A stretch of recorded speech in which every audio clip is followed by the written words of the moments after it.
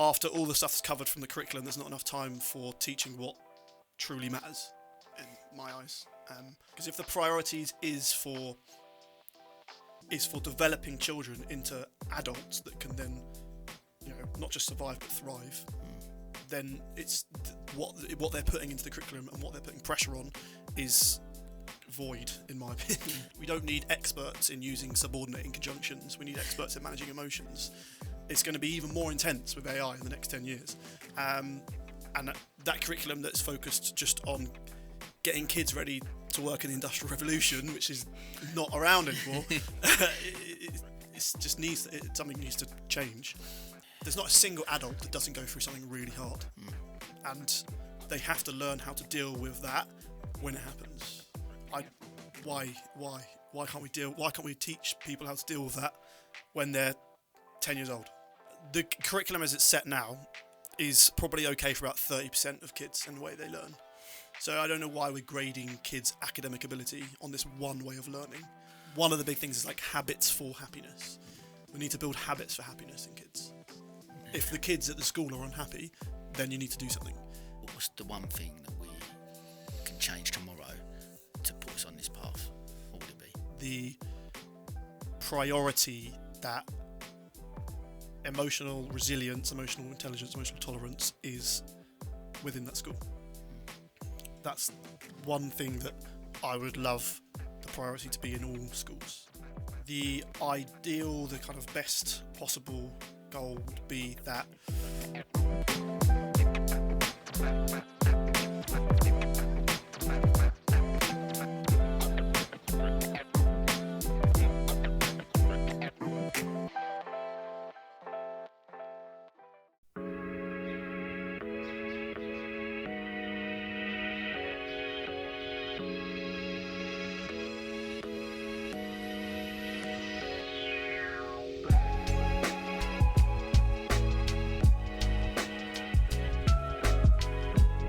I'm on a mission to help the world to see success differently. We're sharing the stories of our guests. I hope to inspire those that listen. This is the Different Hats podcast, produced by H2 Productions. I hope you can join us on this journey. I just wanted to take a moment to talk about one of our sponsors, Nostos, an authentic experience of Greece right here in the heart of Hove. In a world brimming with dining options, finding that one place that captivates your palate and heart isn't always easy. It's about more than food. It's the stories, the ambience, the slice of another world. This is the essence of Nostos, an award-winning Greek restaurant. With traditional recipes passed down through generations, each dish promises a story and a piece of heritage. And Nostos is more than just a restaurant. It's a community contributor. Each dining experience supports initiatives close to their heart, from local charities to cultural events, enriching Brighton and Hove's social fabric. They also provide catering services, bringing Greek cuisine to your personal events. For a taste of Greece without leaving town, visit nostos-hove.co.uk. And when you do go, say Sam recommended the feta nests. Oh my God, they are amazing. Okay, welcome to another episode of the podcast. I'm delighted to be welcomed by Mr. Max Marshall today. Max, how are you, mate? I'm good. Thank you for having me on. I feel very privileged to be on here. Oh, mate, listen, it's people would have heard. I'm 120 odd episodes into the podcast now, and people would have probably heard on every single episode I talk about the education system and my frustrations, I guess, with it.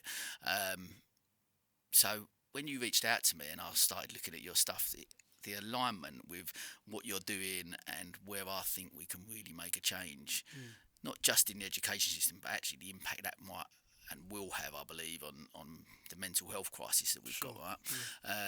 I was blown away, and I'm like, and then I reached out to you very quickly up, mate, let's get you on. We need to get on and have this conversation, because I think what you're doing is going to be game changing, right? So I'm really excited to delve into it and share, obviously, with your knowledge and what you're trying to do and how we can start making that change. So let's jump straight in as we always do. But I'll kick off with a big question. But ultimately, success. What does it mean to you? How do you define it?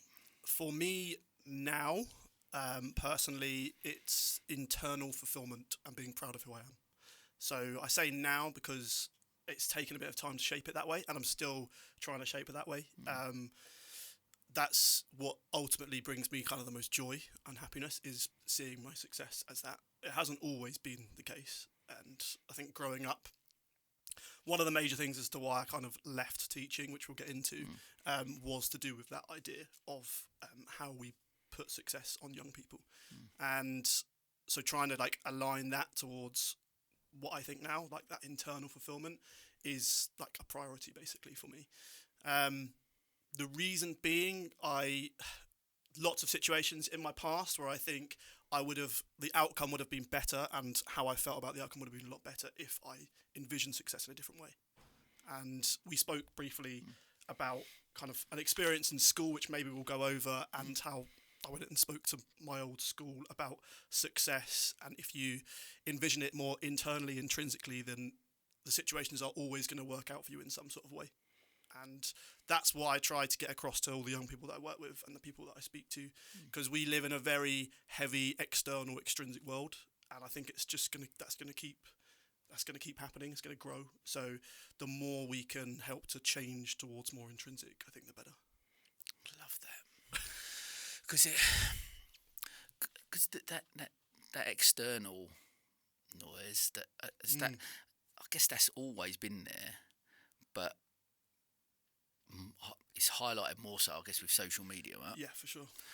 Yeah. Like, and go back to, I guess, you at school and that younger, you say that's changed. What changed for you, and what would have been your definition of success then, or when you was younger? Do you think? I suppose probably popularity for me would have been my definition of success, and then viewing people who are older, the people that I saw as being successful were the ones that were popular with other people, or people liked them, and stuff like that. So I think that was probably my idea of success. Of course, there's the whole money and things like that as well, but I think deep down it's probably that. It was probably getting people to like me, and doing anything that I could do to make that happen, even if it wasn't exactly who I wanted to be, if you know what I mean. Yeah. And I think that's massive, you know, we see that all the time with people growing up and adults as well.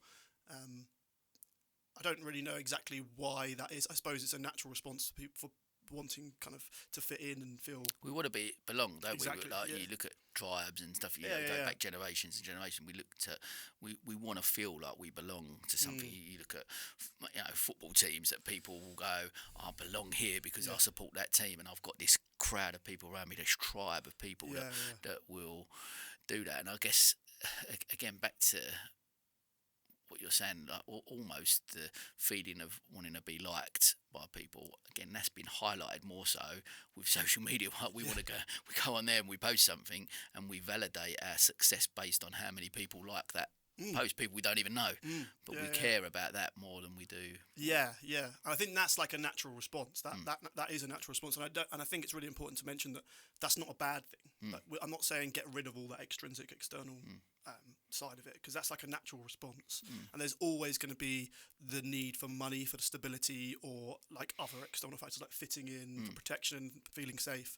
But if we just focus on that, and that's our only version of success, that's when it leads to disappointment and unhappiness, and in turn, I guess, lead to, I guess, this is such an interesting path, I guess, to when you go further down that, like you talk about then unhappiness and things like that, but then mental health struggles and things like that, it all leads to that, and ultimately, I guess, that does so much of it stem from maybe that framework in our head that.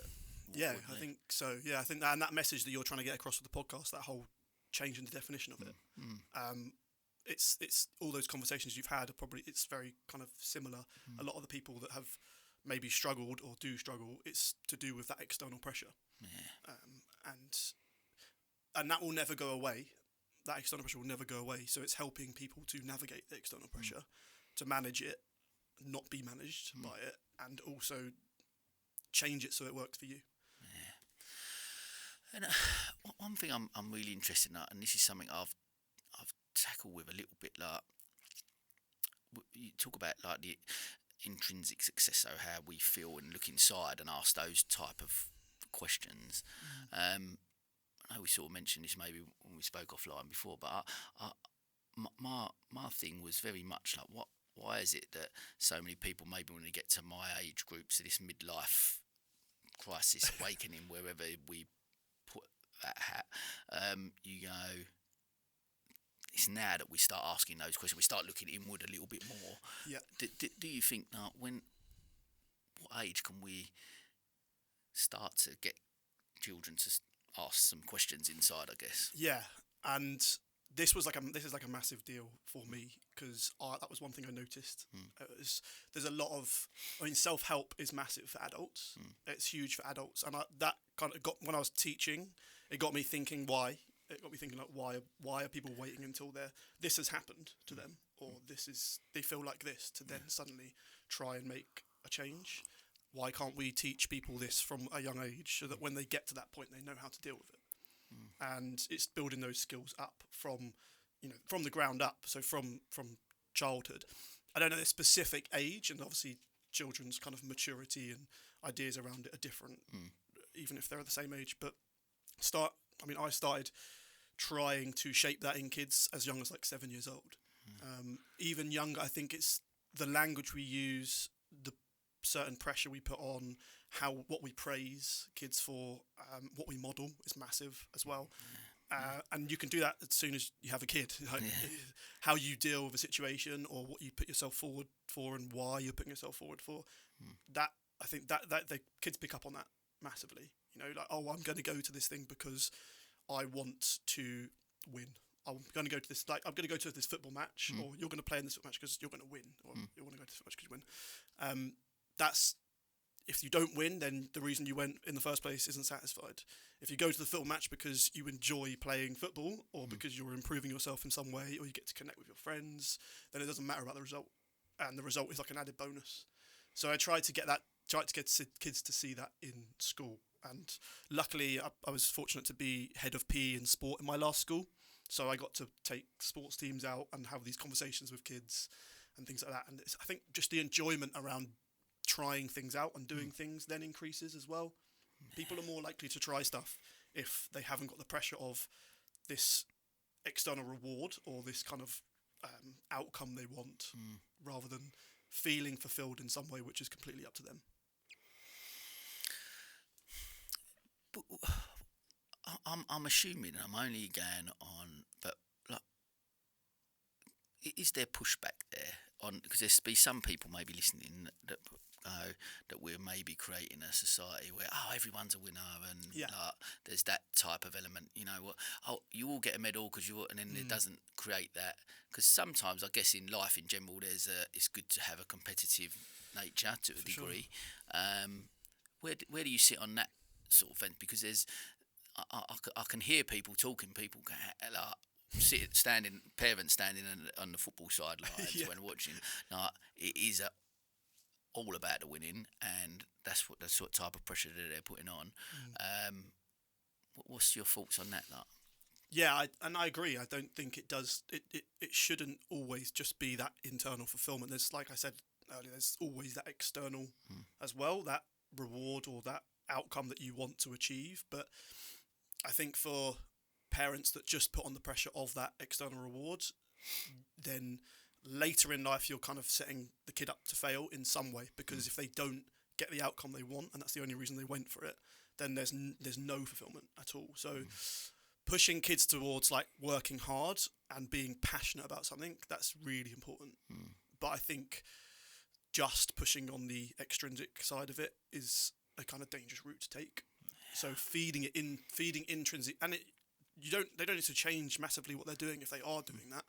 It's just a slightly different conversation about, okay, so what other reasons are you, on the topic of football, what are the other reasons you play football? Oh, because I enjoy it. Okay, great. So if you lose, are you still going to enjoy playing with your friends? Yeah. Okay, there we go. This is as easy as that. And you can do that for any area of life. It feeds into like going to a job interview, like later on. The reason you want to go to a job interview is because you want the job. So you want a specific outcome. But that's the extrinsic.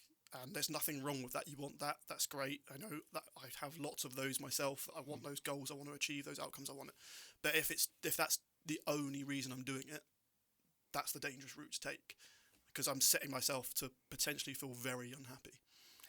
Yeah, I'm so, because look, one of the pillars, right, of that has come from, is about fulfilment, right, and the importance, I guess, of doing, again, things trying to teach the kids, do things you love doing, do things that light you up, right? So the things that you really enjoy, that bring you joy. So you're doing things that bring you joy. That's great. So you're doing them irrespective of what the things is. And then I guess when you fast forward and you relate that to jobs, or you relate that to a career or a business, for example, you go, I'm starting a business because this is the outcome. I wanna, you know, again, that narrative around entrepreneurship, I guess, I'm going to be a millionaire and I'm going to, but, you know, that's the outcome, and that's what we're striving for. And actually, I've sat here with multi-millionaires who said that was the goal, and when they've achieved that goal, the lack of fulfilment is not there, because it's not going to,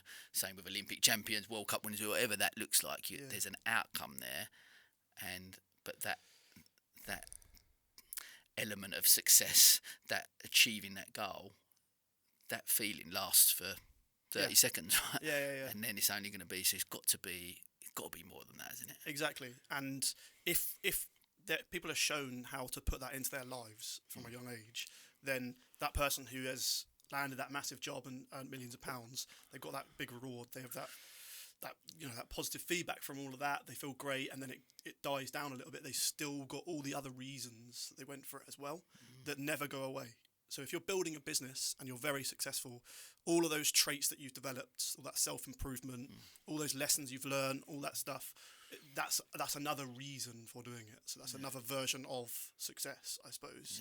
And having those two together is perfect, because if one doesn't work out, so if you don't land that job, or you're not very successful in your business, then you've done all this other stuff that's with you forever, and then you can feed it into other areas of your life. So that's why my version of success is about internal fulfillment and being proud of who I am, because then as long as I'm always striving for that, and then adding the extrinsic success on top of that, then I will always have some sort of happiness or lesson learned from it. I get, this 100%. And then touching on a couple of bits you said there again around, like, we're setting kids up to fail if we go down the extrinsic route, right? You're almost set. So again, is it not only the narrative that needs to change around success, but also the narrative around failure and what that means? I mean, because ultimately, again, back to the education system, almost set up for, it's really clear, isn't it? There's a test. You're going to either pass or fail. Exactly. Right. So that's the thing. Those kids that maybe don't pass and they do fail, what is that message that they're getting? Like, it's such a negative connotation. It's such a negative message that can be related to failure. What's your take on how we view failure and what that? I think that's a really good point. And one of the reasons I don't agree with the education system as it is that idea that they are going to be graded at the end and they either pass or they fail. But the interesting thing for me is they either pass or they fail. If they fail, then what tools do they have to deal with it? Because they're not being taught that really in school. So the idea of failure is huge, and teaching kids not only how to manage the disappointment with failure, but also pushing themselves until they do fail. Because if they don't have the tools for managing those feelings that they get from failing, and like those expectations that they didn't reach, they don't know how to manage that when it comes, then they're not going to push themselves out of their comfort zone into their stretch zone where they might actually fail.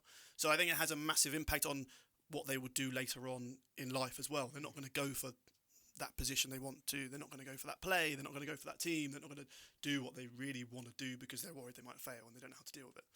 So.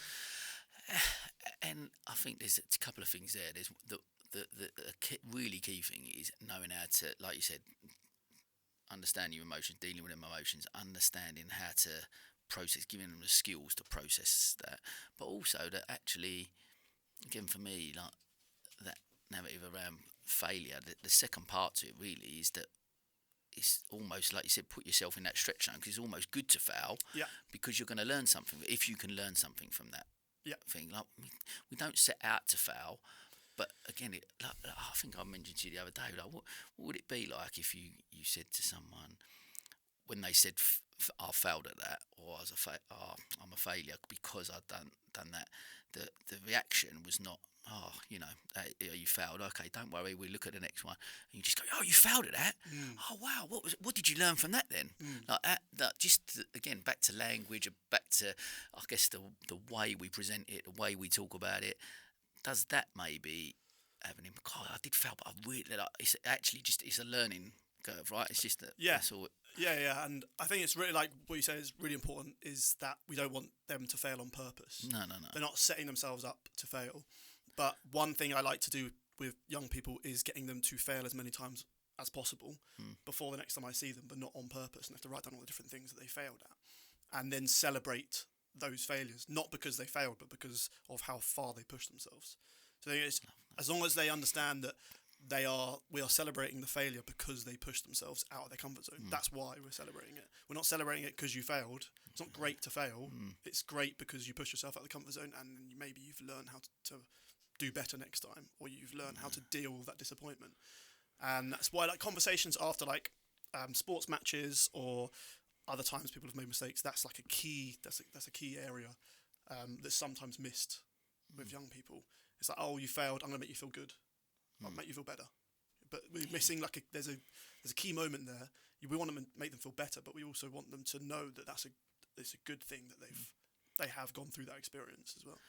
And I guess that you've tried something, right? Like you said, because it's so much for me. Like listening to you talk there is so much about how we communicate that, right? How we communicate that message. Because you're right. Again, back to those people, they say we don't want people to fail. Of course, we're not setting out to fail. That's not the outcome that the desired outcome is not to fail. The desired outcome is to succeed, whatever success looks like. But it's understanding that when that does happen, what skills, what have we got to be able to process that, understand it, take it as a positive, and then go and learn from it. Of course, yeah.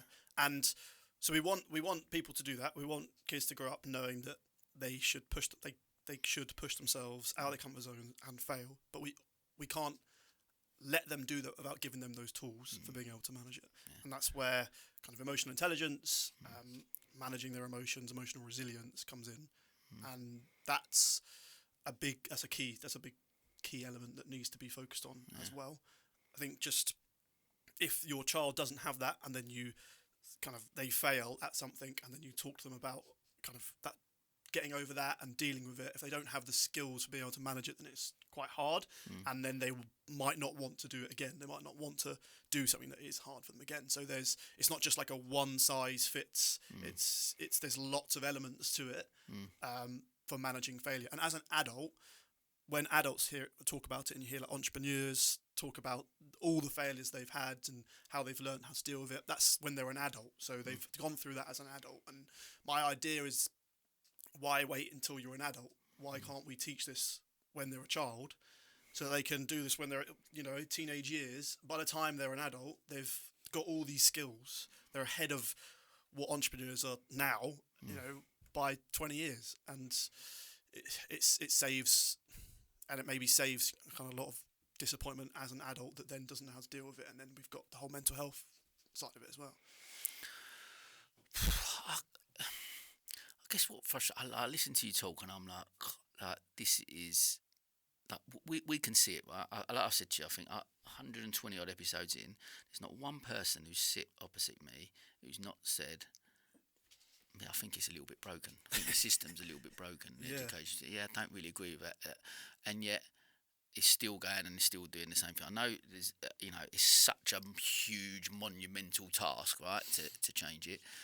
But what I'm really keen to explore, you use in the education system for nearly a decade, right? Yeah. So, what was the main things you noticed that you didn't agree with, that you was like, this isn't working? Like, highlight some of those things that you saw regularly. That Yeah, so I initially went into teaching to, I suppose, shape lives and help children cope with life later on.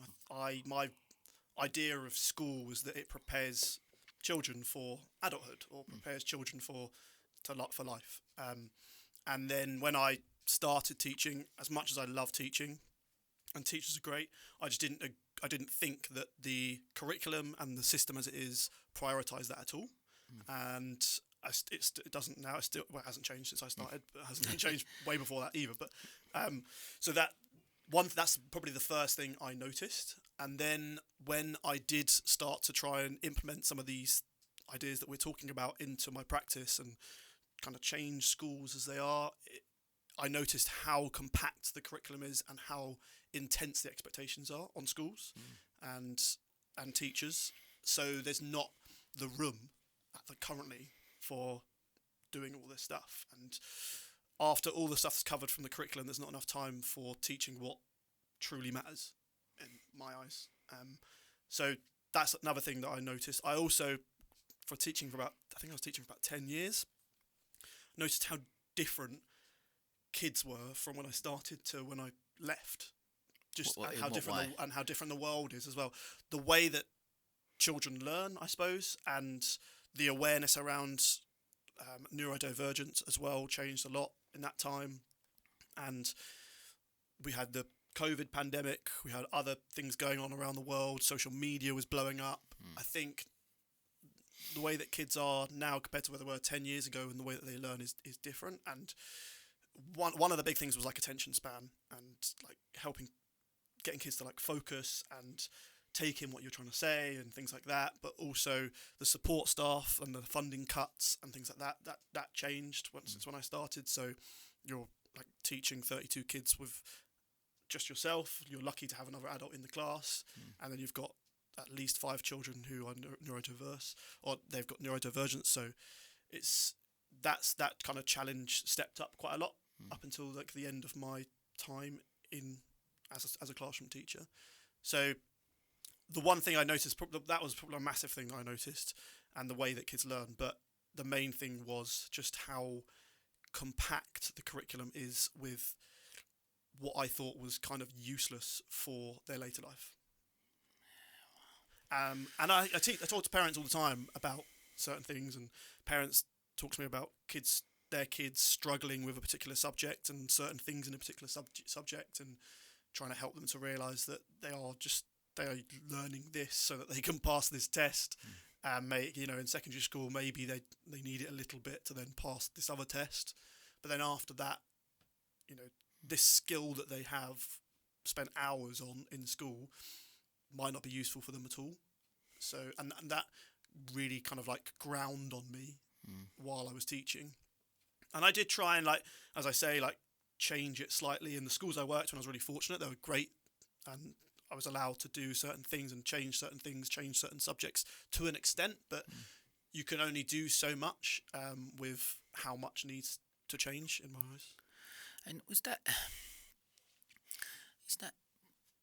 pressure, like you said, the curriculum, the way it's set up, and the pressure like from things like Ofsted and the way, is that where there's the big problem, that the schools are under? So, like, because I often say, like, I do think teachers, like, try to do a bit of homeschooling during lockdown myself, recognise I'm probably not a great teacher, and you go, and much respect I had for even more respect in how like superheroes they are. But is it they're almost like the handcuffs are put on them because of things like Ofsted and the pressures that they have to measure up to? Yeah, I think so a lot. Yeah, well, that's how I didn't feel like handcuffs. I suppose it was, you knew what the expectations were, and everyone was just trying to reach that point. And that's not just like the teachers; that's like the schools. Some schools are better with like the teaching staff for that. I've heard some kind of horror stories with other schools and how they treat their teachers, but I've never experienced that myself. But the pressure on the schools then feeds down to the teachers, and I suppose Ofsted, that does come into it, and I think Ofsted's it sounds like it's slightly changing a little bit, but there's still going to be pressure on it. But I think the main thing is the priorities. So what's the priorities of the system?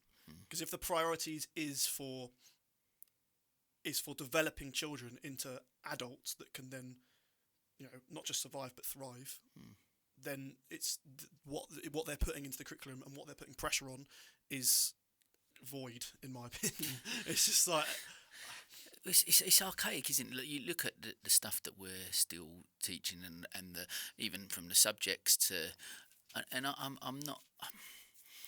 certainly not saying that. I guess academic intelligence in that way, shape or form is not important. But like you said, what is the purpose? I guess we go down, what is the purpose of school? Yeah. The purpose for my child to go to school. Someone was saying, I heard something, I can't remember what it was. It's almost like just great childcare. That's what it is really. When you break it down, it's childcare that we're doing. But actually, so you're asking these people, and they're moulding that for. But are we? What we're doing? Almost the curriculum. Personally, I guess I believe was set up for the Industrial Revolution, right? Yeah. So that's where we're at, and that's not changed. No, and we're not in an Industrial Revolution anymore. Right? Yeah. So you go, why are we still then teaching those things? And I think we mentioned the other day, like you look at modern technology, AI, and how advanced stuff is, and you go, there's this element over here we maybe don't need to, because you can go online and you'll find anything out that you want to find out. Yeah. Like that. We'll have it on our phones, kids will have it, adults will have it on their watches, whatever that is. We will be able to find information, which is what a lot of stuff is. Information, we'll be able to find out like that, right? So we flip that on the other side, and we look at emotional intelligence, as you've highlighted there, and the importance, because that, we create a generation where that is harnessed and you're given skills and the tools to be able to process emotions. That is building a generation, right, to be able to cope with adulthood. I think that's what you're setting people up for adulthood, right? Yeah. And no, that's exactly kind of my point, I suppose. There's some brilliant, like, schools are great with the projects they do, and much of the curriculum is going to be helping with certain things that kids would need, but there's a lot that isn't. And I always think, we don't need experts in using subordinating conjunctions. We need experts in managing emotions in today's world. We don't, and as you say, like, it's changed. The world is changing massively with AI coming in as well. And that's like, my notice of like social media and how kids kind of changed a little bit from 10 years ago to now. It's going to be even more intense with AI in the next 10 years. And that curriculum that's focused just on getting kids ready to work in the Industrial Revolution, which is not around anymore, it's just something needs to change. And as I say, I tried to change it quite a lot when I was teaching, realised there's not enough time for it, and also lots of people are talking about it, lots of people don't agree with it, so I thought, well, no one's actually doing anything, really. Let's actually just leave and change, try and create like a system that I think will help and work. So, was there a point there was an actual point where you just went, like a specific moment you remember going, I've got to get out of this, and I've got to... there was probably a few.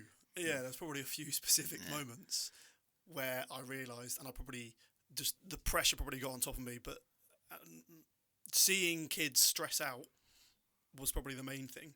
Seeing kids stress out over something that I thought was completely pointless, like putting kids under that much pressure for something that I didn't see the reason for was kind of against my values, and I felt like I'd be helping a lot more if I wasn't doing that, because I was teaching year 6, so they have SATs at the end of the year.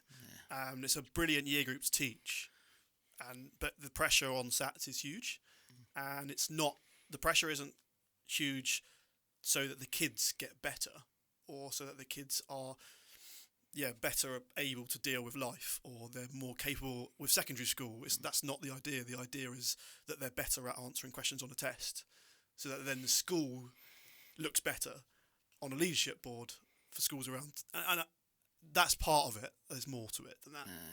But and there is the achievement and kids feeling great, like having worked really hard at achieving something. That's brilliant. I'm not taking anything away from that. But there's a lot better stuff that we could be doing, rather than letting them sit and answer questions on a test that they're just going to kind of forget quite soon after.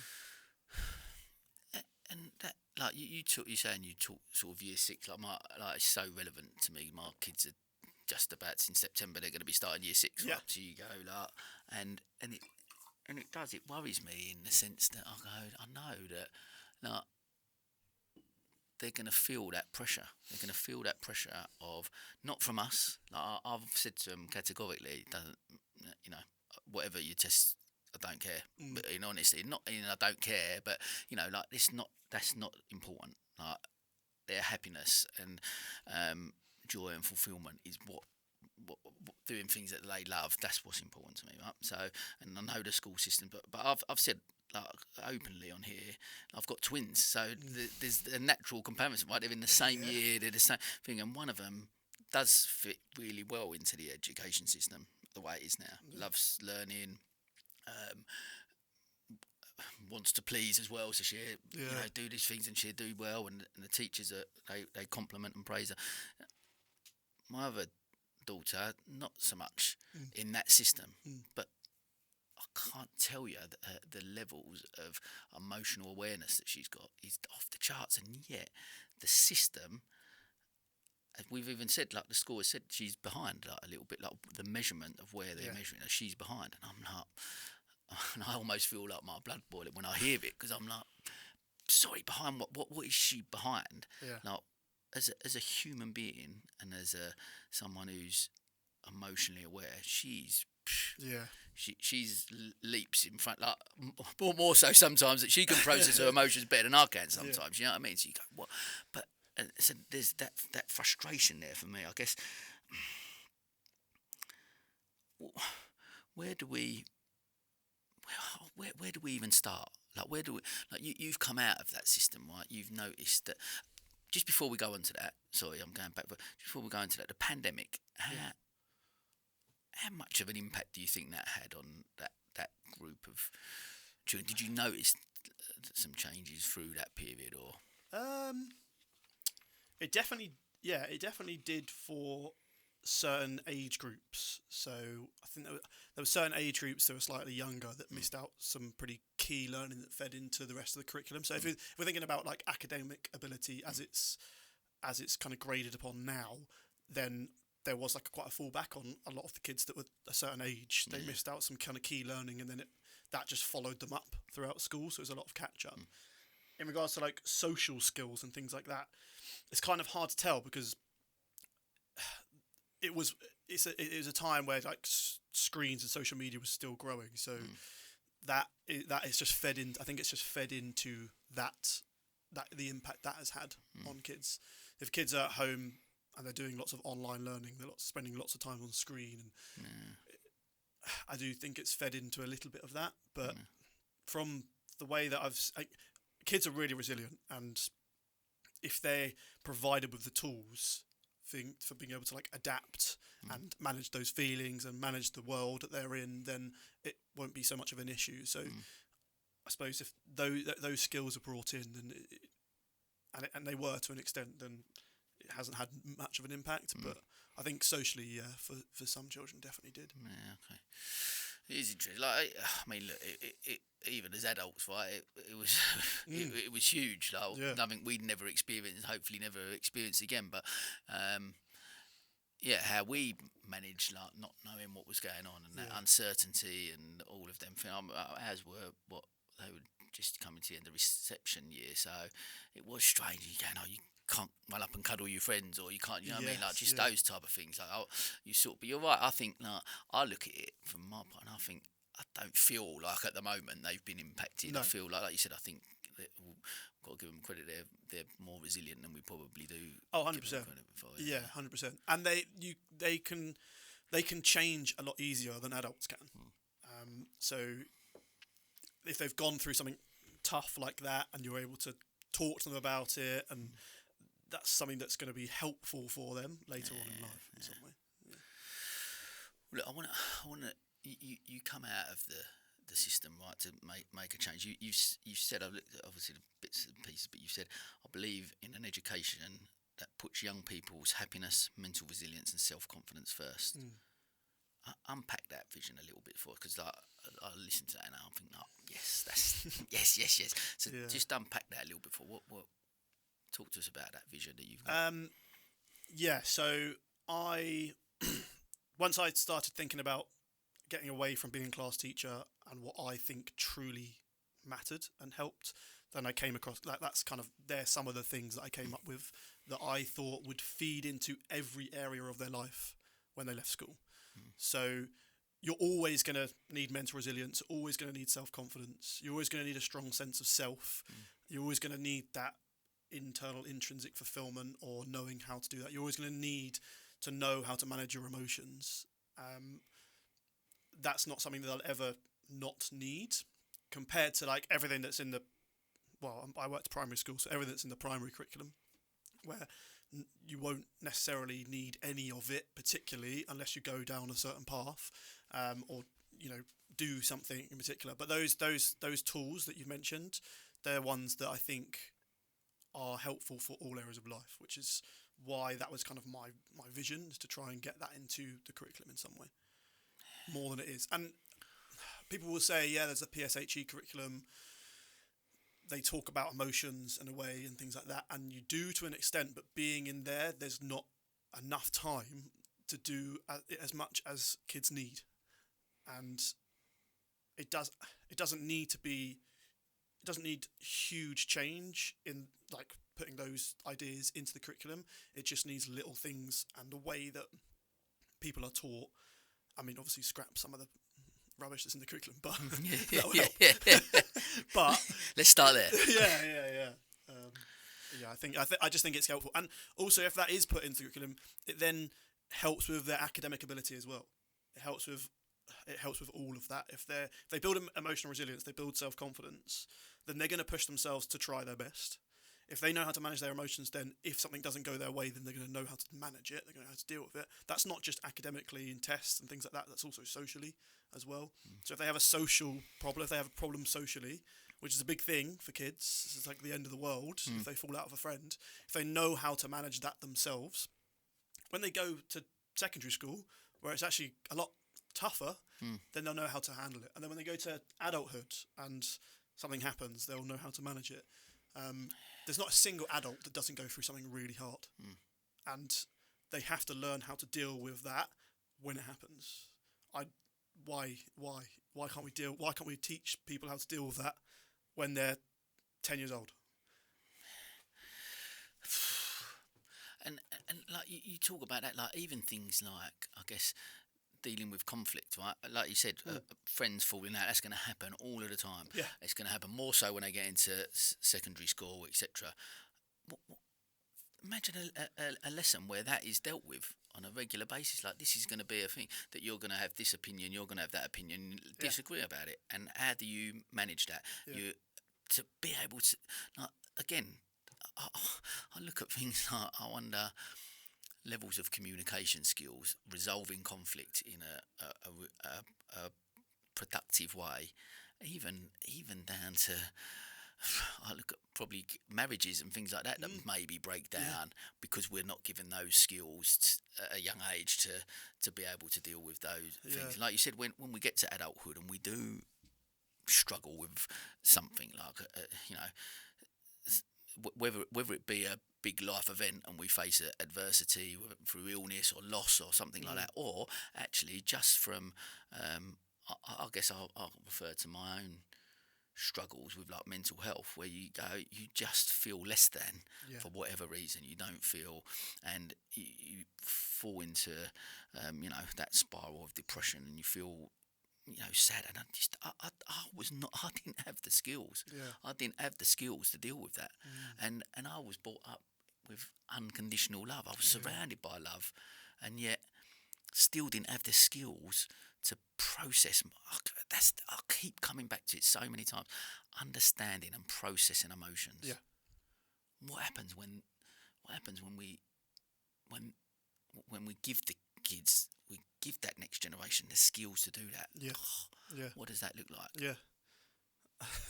Yeah, and that's, you've hit the nail on the head.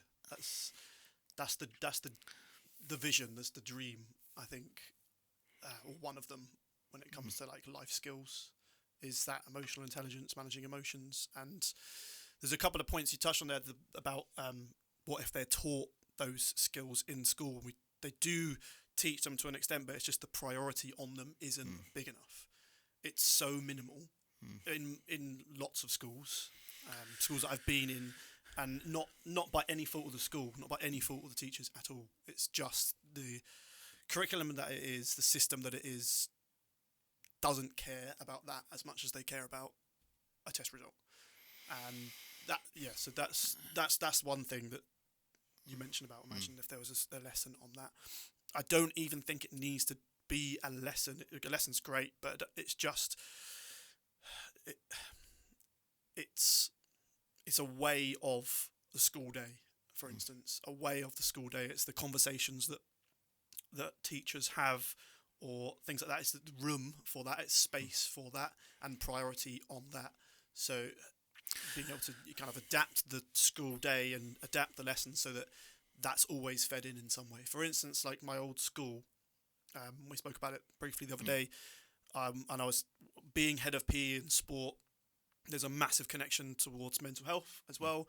So the idea was, why just call it physical health? Why not call it physical and mental health education as well? So we changed the name in the school. It's still called that in the school.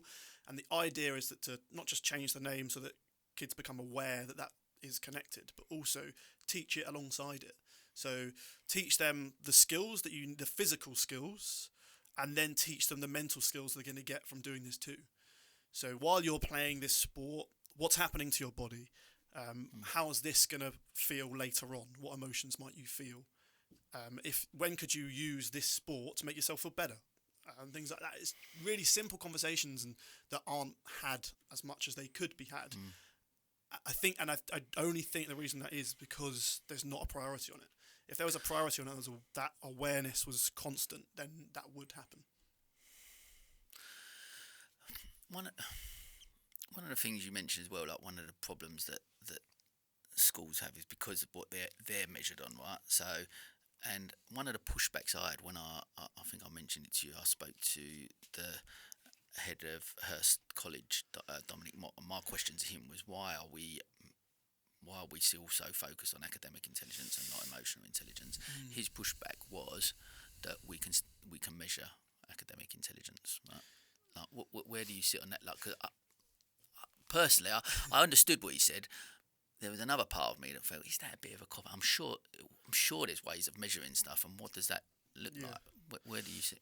There's a couple of things with that. We can measure academic intelligence as it stands now, as the system stands now, but that's not just the only version of academic intelligence. The curriculum as it's set now is probably okay for about 30% of kids and the way they learn.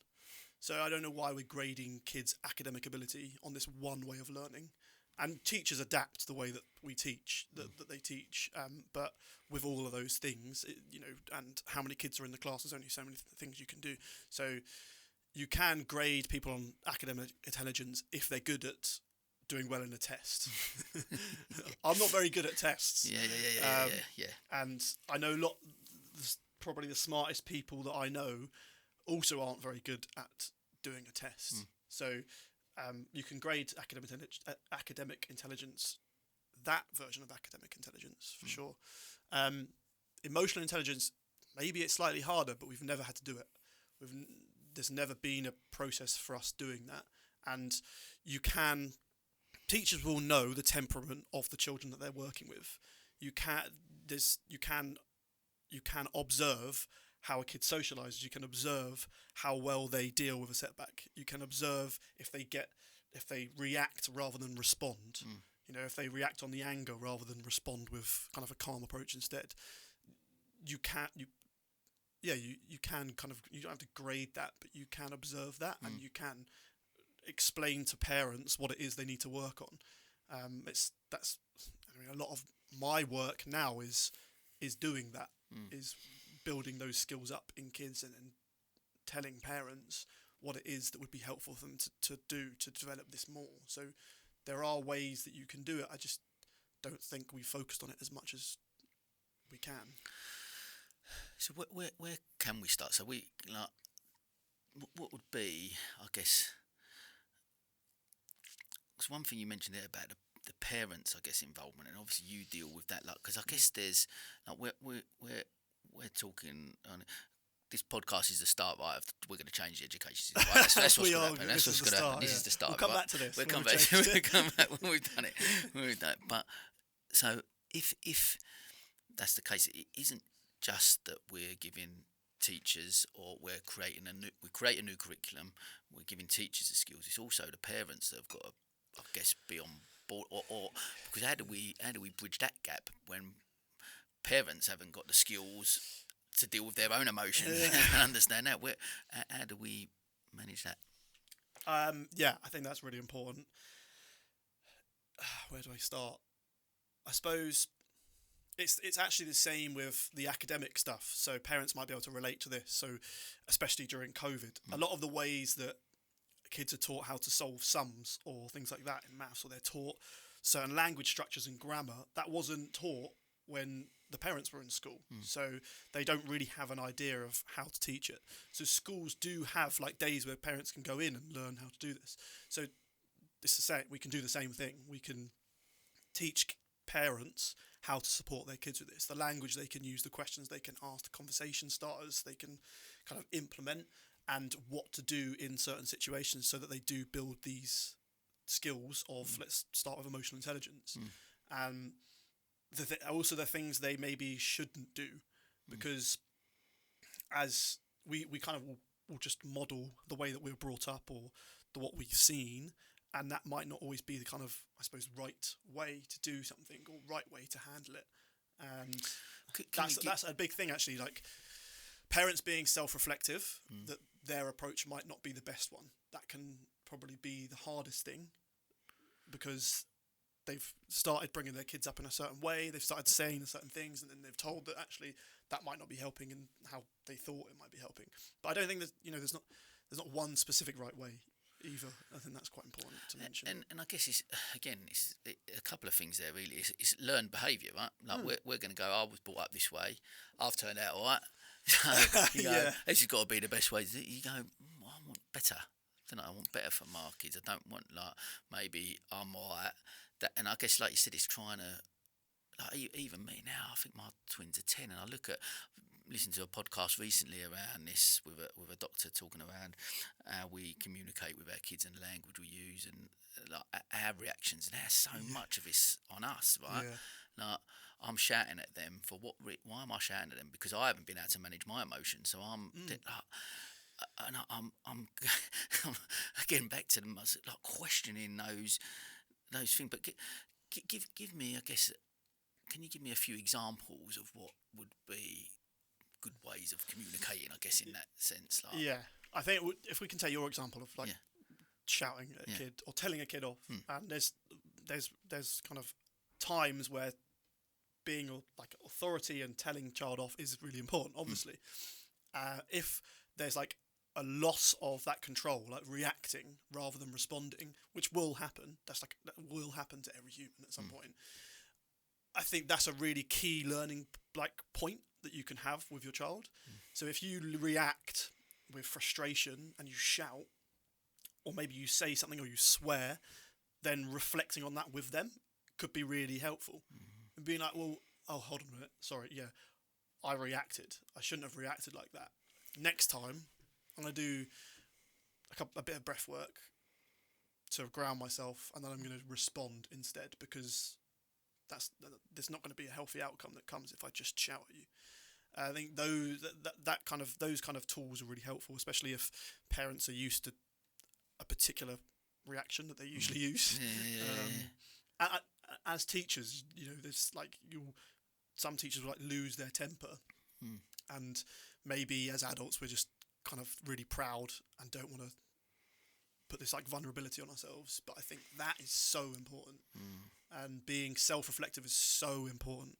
And it's the only way really someone's going to change is if they reflect on the way that they've been, so that they can change. I teach kids that we always behave the way we behave. We behave on autopilot just as humans. We do. So we behave the same way, react the same way, unless we decide to change. And the first way we can do that is reflecting on the way that we've been and thinking, does that align with my values? Does that align with the type of person I want to be? Am I going to be proud of that type of person? And if not, then what can I do instead?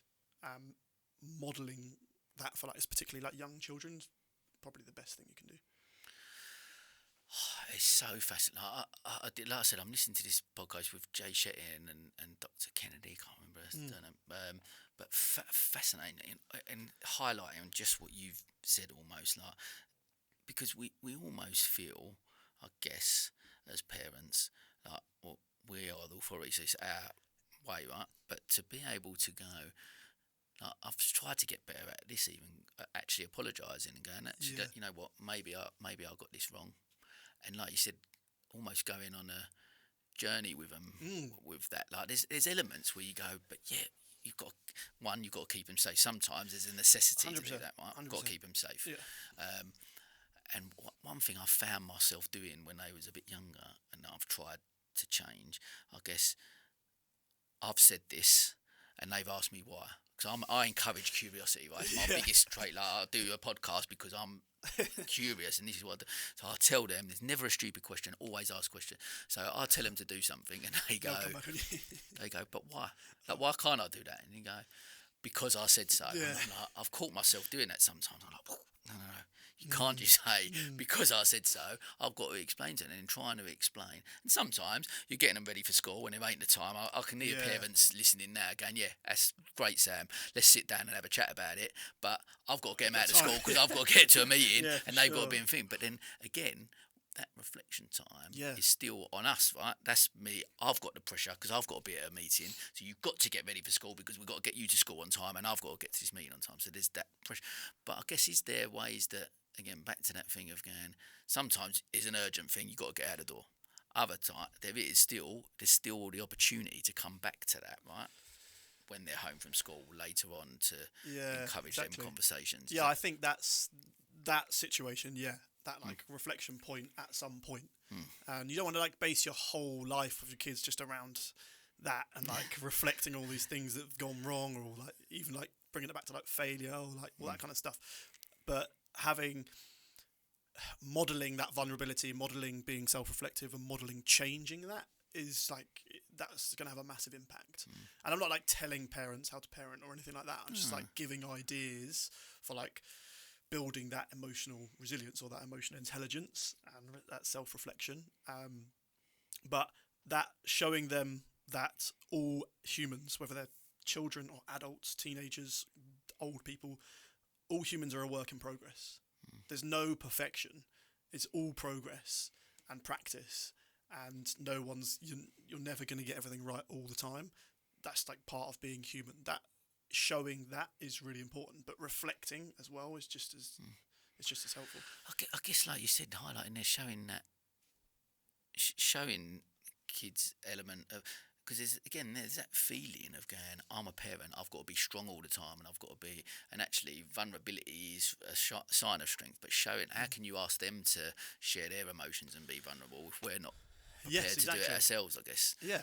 I guess, is that the thing you highlight? Again, role modelling, right? Modelling, modelling. And another thing that's kind of, I suppose, alongside that is this idea of helping them to feel their feelings, and us as adults and parents feel our feelings in front of them. That ties into that vulnerability. I think emotional tolerance is something that's overlooked a lot, and people don't really speak about it too much, but I think it's... Explain that to me. So emotional tolerance is understanding how an emotion feels, and then tying it into understanding how to manage the feeling. So we can manage our feelings by, let's take frustration, anger. We can manage that feeling by doing something that will calm us down. So we'll calm our heart rate. Maybe we'll do, like I said earlier, breath work. That will calm my feeling. So that's my emotional regulation. That will get me back into a calm state. But that emotional tolerance is being able to build up a tolerance, so getting used to a feeling. And I think that young adults particularly, don't have that emotional tolerance to be able to deal with a lot of stuff that happens in life.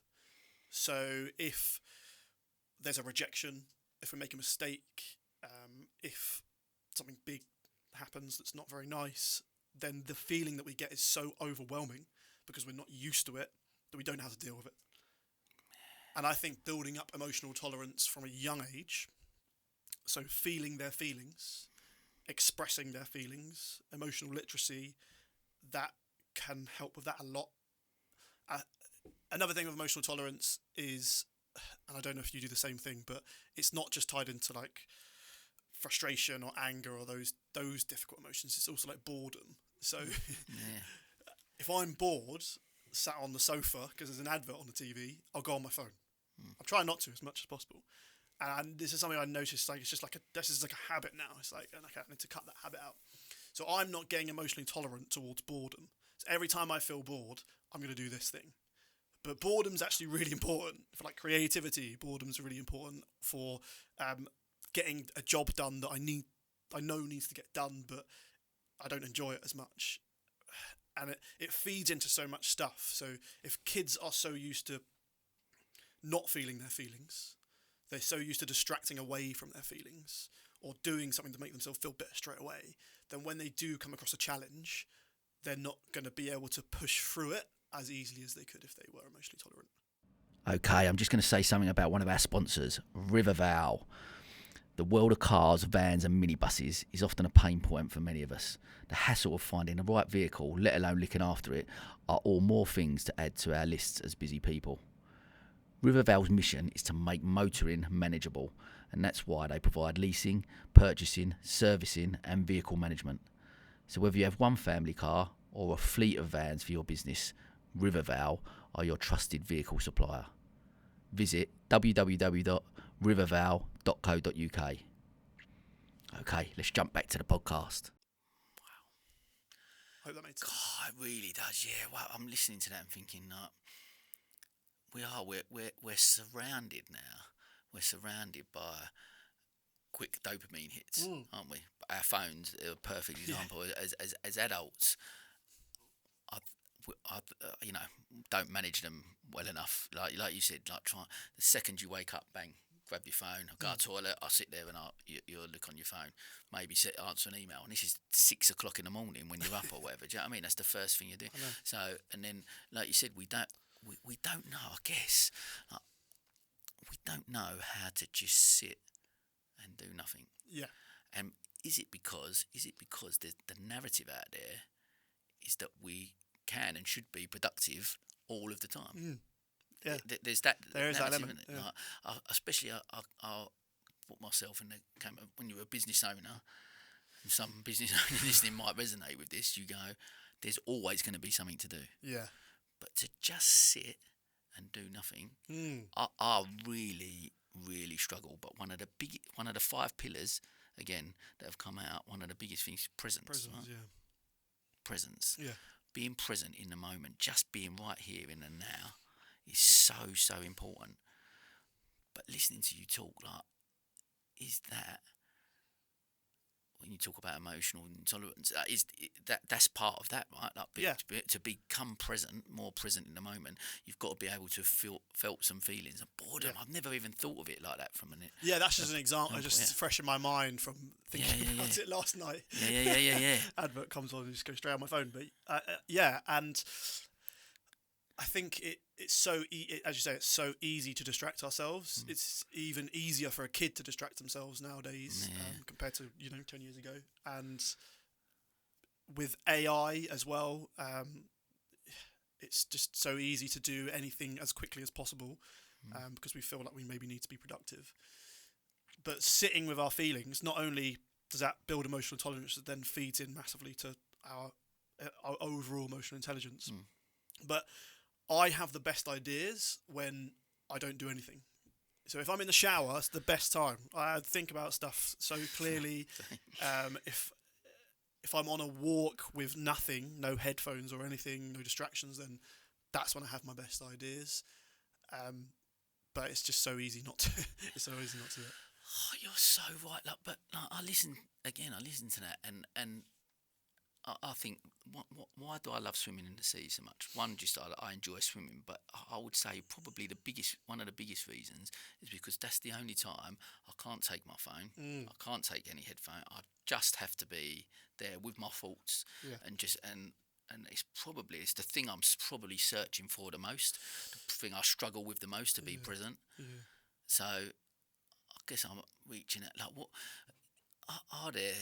Is it just getting kids, I guess, from a young age to get into good habits? I mean, how do we fix that problem? Because we're being bombarded, right? Yeah. Bombarded by things. So how do we start to change that? Yeah, I'm not 100% sure. My ideas, I suppose, are around, as soon as possible, getting them to do some sort of practices that are going to help them sit with their feelings. Oh, what, like meditation? I suppose mindfulness, breath work, some sort of grounding techniques, becoming self-aware on a daily basis, or yeah. They'll sit on a screen for 10 minutes easily, or 5 minutes easily. So that 5 minute before they do that, or 5 minutes, in the morning, some sort of building it into some sort of routine. Something that I think's massive, that I started trying to speak to my classes about it when I was teaching, but it's something I feed into all of the programs that I work with kids on, is a priming routine in the morning, and setting themselves up for the day as best possible so that they can handle whatever kind of life throws at them. And one of those things is about being present. Other things obviously is like hydration, getting sunlight, doing exercise and stuff like that. But one of the things massively is being present. Waking up in the morning is often like a time where people are anxious. There's just like, for no reason, or there is reasons, but sometimes it doesn't feel like there is. Lots of thoughts, negative thoughts, and going on a phone or doing something to distract yourself away from that doesn't actually take them away. It just plugs them, and then they just build up and build up and build up, so that they'll come out eventually in some sort of way. So building up like a routine, and morning routine, nighttime routine, probably the best times to do it. Processing those feelings that you've got in some sort of way, even just noticing them to start with, because if people aren't used to doing that, or kids aren't used to doing that, it can be quite intense.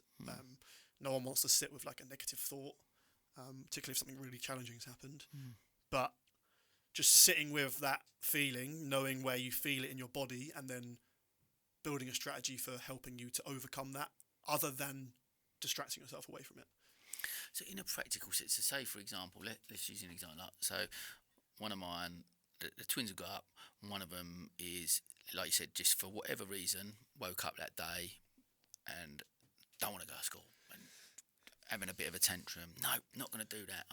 And saying to them, get away from me, or all them, having a bit of a tantrum. When kids are in that moment, what's the best way to resolve that? Because ultimately we've still got to get them to school at some point, right? So where do you? I think ideally, you would have something in place before the moment. Yeah, sure. And it's really when a kid is reacting on an emotion, that's not the time to teach them how to do something. Yeah. It's really not. Like, teachers will know that, parents will know that. You can't.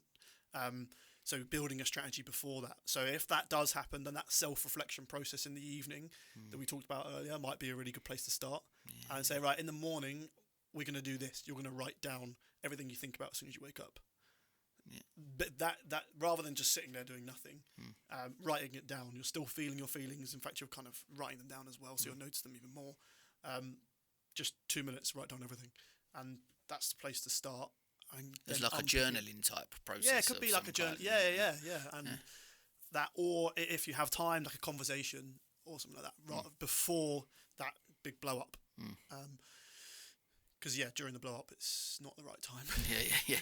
You don't. Yeah, you're never going to get through. But I guess it is just, and it's something like the stuff you're talking about, right? And I'm thinking about what we should be teaching kids.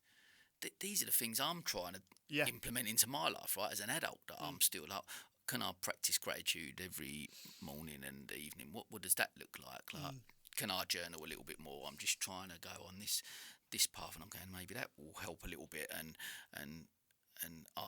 answering some of them questions, breath work, exercise, not picking up my phone to get that instant thing. Do you know what I mean? These are things, as a 46-year-old man, I'm trying to still learn and get better habits in my life. Yeah. Again, back to school, back to education, back to the things we're teaching kids. Imagine they're going to get to that adult and they've practiced all of these things, right? Yeah. They'd have been given these skills, these tools to be able to take into life that they can.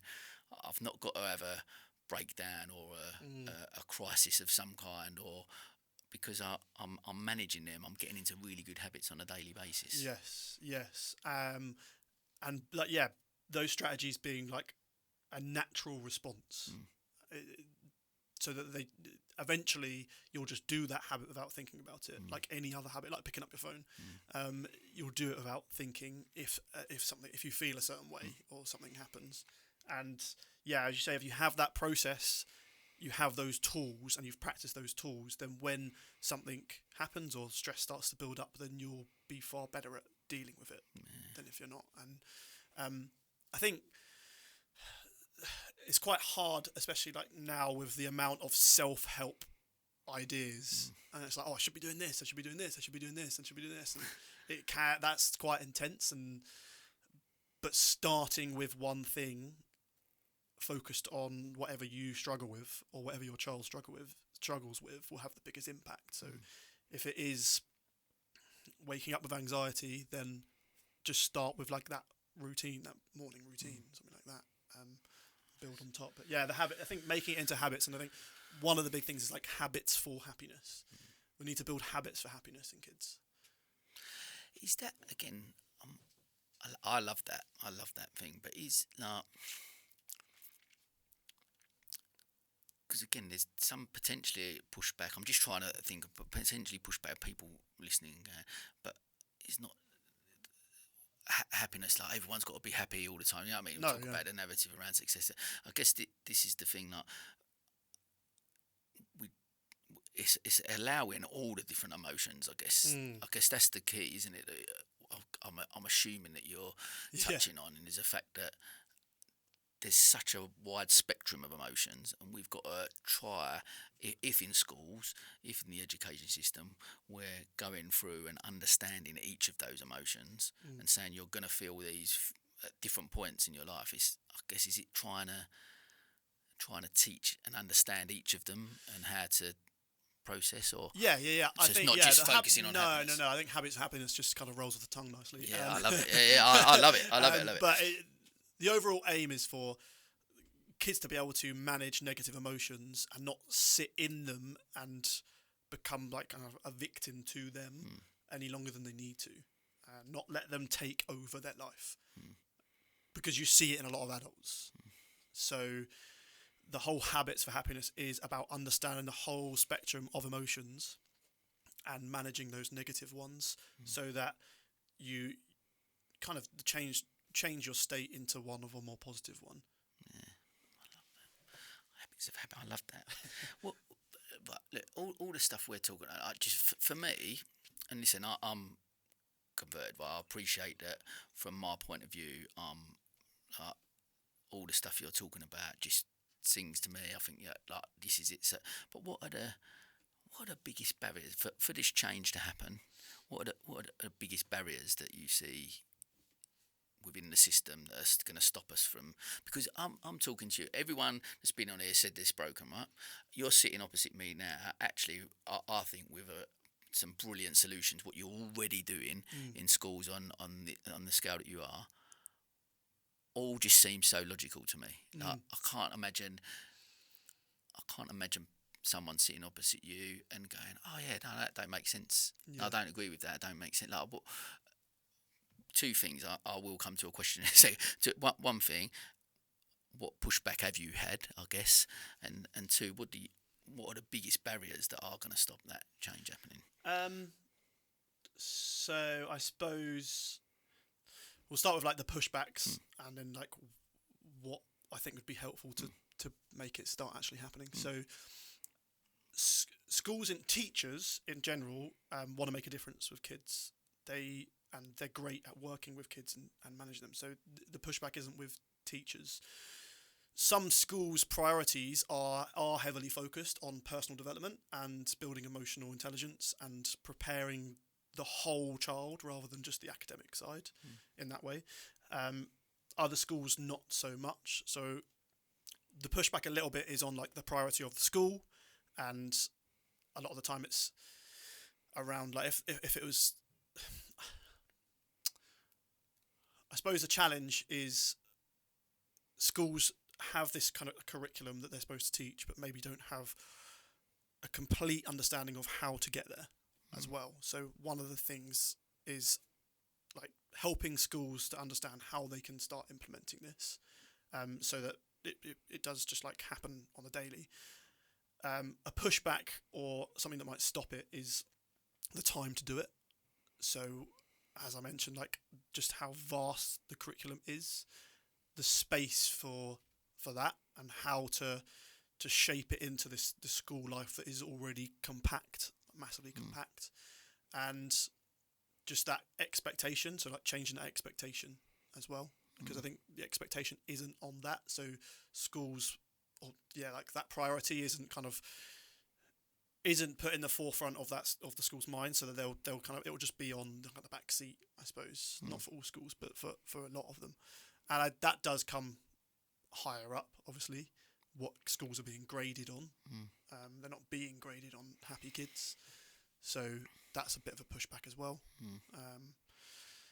But I suppose changing it, other than like completely changing the curriculum, it's about training up the teachers for teaching those skills, because teacher training isn't focused around within the curriculum. That's one thing I just wanted to say, other than just ripping it up and going, right, we're starting again tomorrow, we're going in with Max, we're taking your programme to all schools, this is the new curriculum, right? Other than that, which we're going to get to one day, we're going to get to that one day, but giving the teachers the skills within the curriculum as it is in a moment, teaching those skills within that curriculum, is that what you're suggesting maybe? Or yeah, I would say so. I would say giving them the skills, but giving them the time. There's not, when I just found when I was teaching, there wasn't enough time to focus on that as much as I would have liked to. So giving them the time to do it, and making it a whole school approach, a whole school priority, that all of our children are going to be emotionally intelligent, no matter the way that they learn, no matter the neurodivergence. That everyone's going to have some way of managing their emotions. They're going to understand their emotions. So that, I suppose that's it, if the curriculum stayed as it was, and training teachers up to or introducing something for the schools so that they could do that. And as I said earlier, it doesn't have to specifically be lessons. It could be the way that they approach certain lessons, the way that they approach giving kids challenges, the way that they kind of deal with the conflict or things like that. But building up routines as well, like allowing kids to have a routine in the morning rather than going straight into doing learning.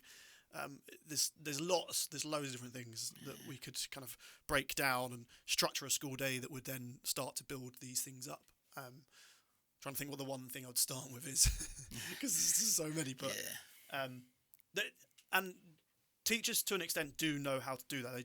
There's like a PSHE curriculum. There's a lot of schools that have behaviour policies around things that will support kids with their emotions and things like that. But I suppose it's just the time spent on it isn't as much as... Because I guess even, I think you mentioned about going back to your university where you was as well, and even, I guess that ultimately part of the teacher training is probably wrong at the moment. You're taught to teach in this way, whereas...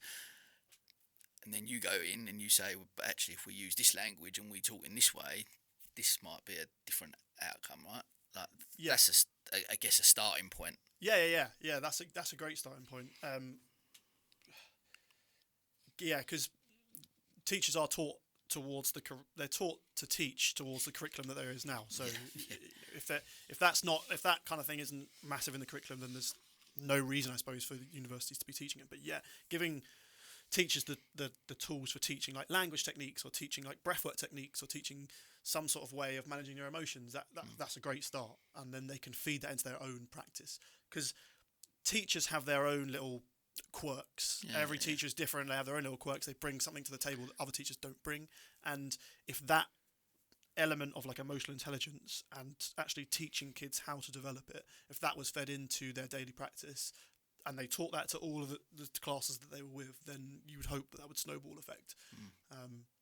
But it's really hard, because I know what it's like being a teacher, and I know the pressure of certain curriculum aspects, and it just slips by, like that.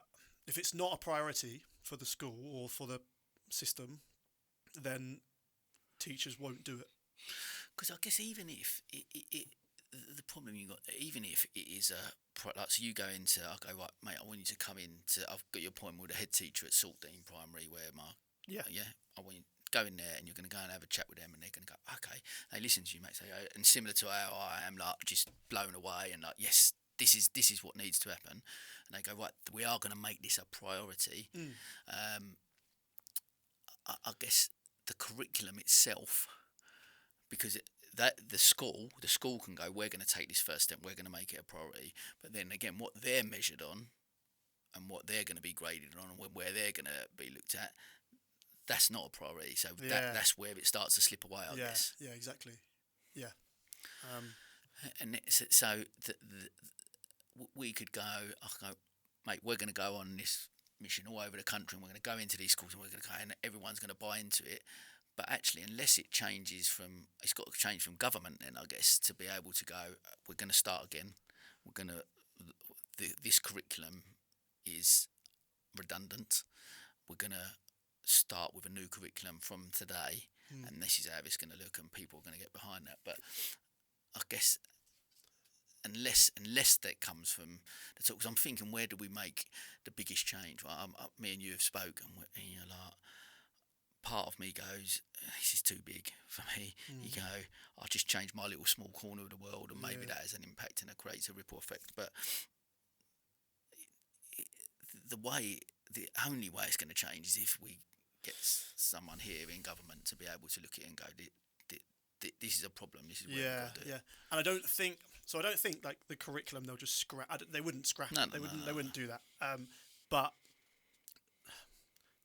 potentially taking aspects out and then adding the whole area of like emotional intelligence into it as an area of focus, like you would English, like you would maths. The emotional intelligence and managing your emotions, that having that in the curriculum as like a big part of it is a great place to start, because then it would allow schools to then make that a priority, and teachers to make that a priority. And because I guess what you're saying, then, like, and listen, I'm really aware that because of where I'm at in my head and where I believe in and my values, I believe that it. But you're right. There's elements, of course, and I'm certainly not saying this one way. There's elements of the system that are going. There's elements of academic study that needs to be there. Yeah, of course. I look at something like my wife, who wanted to be a solicitor. The only way she's going to become a solicitor is if she's goes on and does a degree at that level, and that's how she's going to get into becoming a solicitor. Right? There's no other route to do that. So she's got to have passed tests and gone down this academic route. Otherwise, she's not going to achieve it. And that's something that she's passionate about, that lights her up. Back to that thing. What do you enjoy? What lights you up? Okay, that can do that. But like you said, that's probably for a minority of people. And I guess that's where the balance, how you've just mentioned it there, I guess that's the best way, is almost like we've got English, maths, history, all of these subjects. Emotional intelligence is on that par with it. And it's, like you said, whether it's or more. I believe a developing lot a person as themselves. And it doesn't just have to be emotional intelligence, because there's loads of other stuff that feeds into that. But a child, like developing that child as a human being, mental and physical state, that whole thing needs to be on the same level as maths, English, the same priority level as maths, English. And if it's kind of we're still going down the route like grading schools, of course, as we like keep them accountable and stuff like that. That needs to be part of it. If the kids at the school are unhappy, then you need to do something. Or if they're not able to manage their emotions, you need to do something. Because if a school is falling behind on English or they're falling behind on maths, then they'll be scrutinised for it. Things will be put in place. But if if loads of the kids can't manage their emotions, nothing's put in place. So there's that whole developing them as a whole person, and emotional intelligence is a big part of that, of course. Because it's almost like logically, if we had it in a hierarchy, that you'd have emotional intelligence or all of those skills that are creating them as a rounded human. Yes. Here, right? Yeah. Maths and English and all that, they're subjects that fit underneath that they're going to potentially learn, but ultimately this is the main thing. This is the main thing that they're going to be measured. The schools are going to be measured, are going to be a priority. Because if we're creating human beings that are more emotionally aware, surely they're going to learn better. Yeah, 100%. Aren't they? Yeah, they are, and they'll be more successful, however that looks for them, in the areas that they want to be successful in as well. What do you think? Like you mentioned there about success within the school system, the way it is now. What do you think? What do you think the message that kids are getting about what it means to be successful is? I was just as you were saying, I'd be interested to speak to some of the kids that I work with as to what they think it is. I think the word success they would probably associate with kind of winning and achievement. Yeah, and achievement. That's great. But what's the purpose of the achievement? Is the purpose of the achievement so that you are the best, or so that you win something, or is the purpose of the achievement so that you're proud of yourself, or so that you're fulfilled in some way, or so that you've improved yourself in some way? I think that's the key part. I think is the reason why, and if the reason why is, again, rewinding back to that extrinsic, if the reason why is an external factor, then trying to shape it more internally as well. Because for me, what come a lot of the stuff you've just mentioned there, what come out of the 100th episode and this collective definition of success was the ongoing pursuit of it, right? It's the ongoing pursuit. Like, it's always going to be something that we're striving, but it's not. But the ongoing pursuit of fulfilment, that is the key, right? That was the key for me. It was the ongoing pursuit of fulfilment, not the ongoing pursuit of a specific goal of an achievement or something I'm going to get outside, but fulfilment, and fulfilment comes from within, right? And that's where there's so much. Yeah. And I still have to like reflect on that myself. Yeah. Of course. Everything. Like, why am I doing this? Yeah. Why am I doing this? What's the reason I'm doing this? And to be fair, it changes your perspective a lot if you start thinking like that. You know, like, why am I coming on the podcast? Or am I doing it because I want loads of people to know who I am and I want that reward? Or am I doing it because I want to have like a great chat and build a connection and talk about something important that fulfills me? Like, if I think of it as the latter, then the nerves around it or the way you feel about it changes completely. So yeah, that kind of achievement as fulfillment and bringing it back around to like yourself is really important. You know what, you're so right, and again, it aligns with why do I do this podcast? Right? And people say, like, I've had loads of people go, "Oh, you're everywhere when you do all this thing," and actually, if you looked at if I was doing this podcast because, again, I wanted to be really well known and get millions of followers and millions of subscribers and and be that, I wouldn't have done 120 odd episodes because I'm not putting myself down, but you know, my numbers are not through the roof. I've not got a million followers, not yet. I've not got, but we could have this conversation, and one person or 1,000 people or 10,000 people could listen to it. I'm not doing it because I believe that the outcome will be those numbers, and that's how I'm going to measure the success of this success of this conversation. And me and you are going to have a great conversation. I know that, and and hopefully the impact will be that someone listens to it and Yeah. and that changes their mindset around it, and maybe we create a ripple effect there, and they look at things slightly differently. Maybe that's a desired outcome for me. But ultimately, I'm going to do it because this is something I'm really, really passionate about, and you are really, really passionate about, and together we will have a chat about it, and from what comes out of that, maybe there's some practical things that parents, teachers, whoever is listening, maybe take on board and make a change. Yeah, exactly. And then the millions of subscribers or viewers, that's an added bonus. Yeah. It's an added bonus. It's a byproduct. It's the same when it comes to financial stuff. Like again, back to purpose. Why are you doing it? Right? You ask why you're doing something because I believe this is my purpose, what I was meant to do, and I love it, and it lights me up. That's it, right? Yeah. So, and then the other question: will people go, "Well, how do you monetize it, though?" I don't monetize it. That will become a byproduct of the thing I'm doing that I love. And I guess if that could be a narrative that, again, that we teach kids from a young age, that it's not necessarily the outcome. Yeah. It's a byproduct. The other things will be byproducts of doing something that lights you up. Yeah. It's not just the outcome. No. It's not just the outcome. And like the money is important to an extent, you know. Of course. And so we're not teaching kids away from that.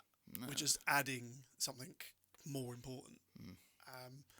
And there's there's quite a few people talking about kind of the school system taking like the passion, or like not allowing kids to follow like a passion. They're going to be forced to become experts in lots of stuff that they're not passionate about.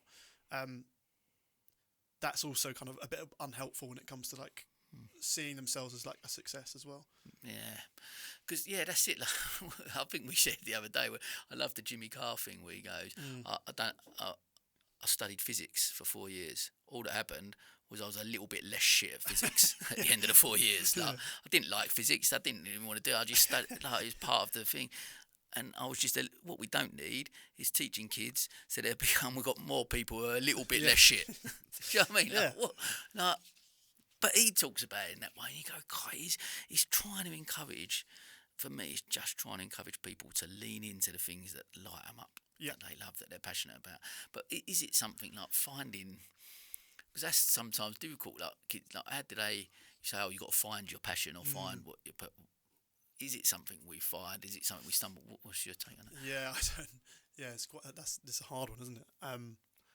I think it's just providing enough opportunities that they can find it. If we're talking about young people, what they enjoy, and just doing it, and through experience finding a passion. But in regards to like teaching them and schooling and things like that, it's still teaching them the skills that they'll need, like hard work and other things, but towards something they're passionate about. I think that's another discussion that's probably needed for another day. But it's still. Well, the one thing I guess I want to, for the next generation, I guess what again, I've spoken openly on here, and I've mentioned a little bit in the past. I do believe that I can impact, or can have an effect over here, talking to adults and creating spaces for adults to do. But I think with the way the mental health crisis is, the only way we really change it is by helping that next generation, right? Yeah. Like I'm keen to, just with the kids, I guess you've taught or are teaching now, and you're going in. What's some of the biggest from that mental health side of stuff, or some of the things that they're struggling with a bit? What have you noticed?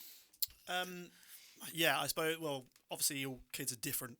So, if it's specifically working like one-on-one with kids, it's first understanding what it is that is holding them back, or they're struggling with in particular, and some of the things. I'm just trying to. Yes, some of the main things are around that, managing their emotions. So emotions getting too much and then reacting, and that could be reacting with, like, if they're angry and reacting that way, or frustrated. But it could also be like anxiety and reacting with like hiding away, or not doing anything, not speaking to anybody new, things like that. So that's a big barrier. Also, another thing is around social pressure and the vision, that the picture of themselves in other people's eyes, and that pressure that Mm. comes with that. Do you think that comes later for kids, like when Yeah. you're getting into secondary school? Because like you mentioned being in primary school, do you feel it, like that's why we need to start there, because you're giving them the skills at a young age to process? But is it easier for kids to talk about, like you sit around a table, you're 8, 9, 10 years old, they're still in primary school, talk about your emotions, share this, tell me how you're feeling right now, and they will do that because there's less, they're in a safer bubble. I guess you go into senior school and a 12, 13-year-old, 14-year-old, is that more challenging? Yes, I think so. Yeah, I think that step to primary to secondary is huge. So preparing kids for that and that social kind of environment starts in primary school for sure, but it's definitely more challenging with older children. And I don't know if that's because those conversations maybe in school weren't had before, and now it's a little bit harder. Sometimes a little bit more awkward for them to actually suddenly start speaking about those things. But it's definitely something that they can change quite easily. It's just a conversation and getting used to that kind of conversation, and you can still teach those skills. What's quite interesting is I go into a few different schools and colleges, and I teach the same skills for kids in college as I do in primary school. Really? Yeah. So I went into a college in Brighton, and I taught obviously in a different way, but I taught the same skills, and it was all around becoming the type of person they want to become. So building like personality traits, I suppose, and how to show those. They had never really been they'd never spoken about it before. They'd never been taught that they can just become whoever they want to become. They just need to decide who that person is. They've never been taught that. They've never been taught the skills for being able to put themselves into those shoes and doing. So not what you want to become, what job you want to get, yeah, but who you want to become. Yeah. So the type of person. And Exactly. Talk to me about that then. Like, what do you talk to them about? Like, as in behaviours or what? So first helping them to understand that they can choose to be any type of person they want to be. So pick a personality trait that will be helpful for them in their life, and let's just say confidence. So they pick confidence, and we can teach them skills that help them show that trait in their life. And like I said earlier, I say to them, you're a certain way. You have the traits that you have because you're really good at showing those traits. So I'd say if you see yourself as a shy person, first of all, kind of scrap that idea and just think you're really good at being shy because you've just practiced being shy your whole life. Instead, why don't we practice being confident? And of course, there's loads of other stuff that comes with it, like dealing with difficult feelings and embarrassment, and that not focusing on the external. There's all that around it. But the first step is just choosing to be a different type of person. So first, I'm going to choose to be a confident person. Okay, so what does that look like? What does a confident person do?